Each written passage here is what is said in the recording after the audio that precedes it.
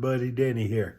Let's go ahead and put some far trees in our painting, and that will help to paint our big tree even better. I'll meet you over at the easel, show you what I mean. Meet you there. Alrighty, here we are. Okay, now today we're putting in this tree line back here.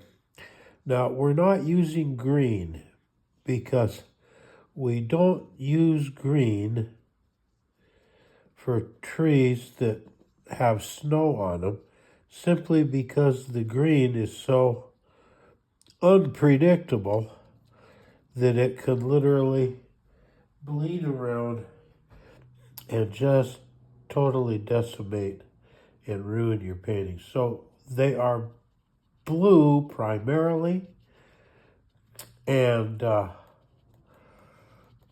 maybe just the merest, smallest amount of green. And I'm not doing that with these because I want these to look cold. Why? Well, it's winter. Okay, I want them to look cold. I want them cold, and I'm going to have them cold, and that's all there is to it. Now, can you see our tree forming? You bet you can. I'm just stippling here, just punching a little here, a little there, just to get some variation in that background.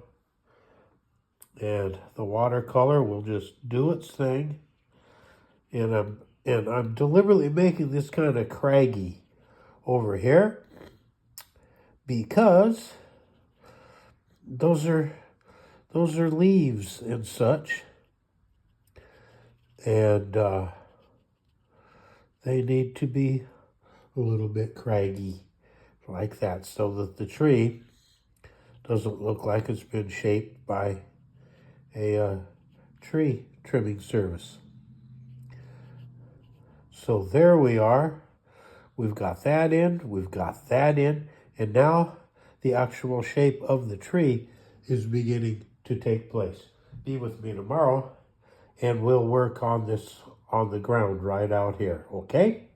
And in the meantime, remember to like, subscribe, follow, hit the link so you get all notifications.